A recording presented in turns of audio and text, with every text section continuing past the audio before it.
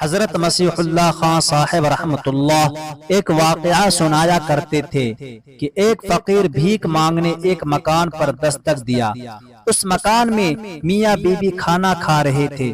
Be be نے اپنے شوہر سے کہا کہ فقیر کو کھانے کے لیے کچھ دے دو، تو شوہر نے کہا کہ کوئی ضرورت نہیں ہے دینے کی، چھوڑو، وہ تو ویسے ہی مانگتے رہتے ہیں۔ بہرحال وہ فقیر چلا گیا۔ اس کے بعد اس شوہر کے حالات بگڑنے لگے اور وہ مالداری کی سیڑھی سے فقیری کی طرف اترنے لگا، یہاں تک کہ اس کی نوبت آئی کہ وہ اپنے گھر کے سامان بیچ دیا۔ پھر اس نے اپنے بیوی سے کہا کہ میں اب تم کو اپنے پاس رکھنے کی اور نفقہ کی طاقت نہیں رکھتا، اس لیے میں تم کو چھوڑ دینا چاہتا ہوں۔ چنانچہ اس نے اس بیوی کو چھوڑ دیا۔ اس کے بعد اس عورت کی شادی کسی اور گھر میں کر دی گئی۔ وہ دونوں آپس میں ہنسی خوشی زندگی گزارنے لگے۔ کچھ دنوں بعد ایک مرتبہ ایسا ہوا کہ وہ دونوں بیٹھ کر کھانا کھا رہے تھے، تو ایک فقیر دروازے کے پاس آیا اور دستک دینے لگا، تو شوہر نے بیوی سے کہا کہ کچھ دے دو۔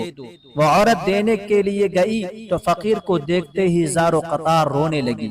اس کے شوہر نے پوچھا، کیوں، کچھ چھیڑ چھاڑ تو نہیں ہوئی؟ وہ کچھ بولی نہیں، صرف رو رہی تھی۔ پھر اس نے کہا، بات یہ ہے کہ جو مانگنے کے لیے آیا تھا وہ اصل میں میرا پہلا شوہر تھا۔ ایک مرتبہ ہم دونوں کھانا کھا رہے تھے، ایک فقیر مانگنے کے لیے آیا، میں نے اس سے کہا تھا کہ فقیر کو کچھ دے دو، لیکن وہ نہیں مانا، تو وہ فقیر چلا گیا، جس کی وجہ سے آج اللہ نے خود اسے فقیر بنا دیا ہے۔ اس کے بعد اس دوسرے شوہر نے بیوی سے کہا کہ اس دن جو فقیر تمہارے دروازے پر مانگنے آیا تھا وہ میں ہی تھا، اللہ نے مجھے امیر بنا دیا اور اسے میرے دروازے پر فقیر بنا کر بھیج دیا۔ اللہ اکبر۔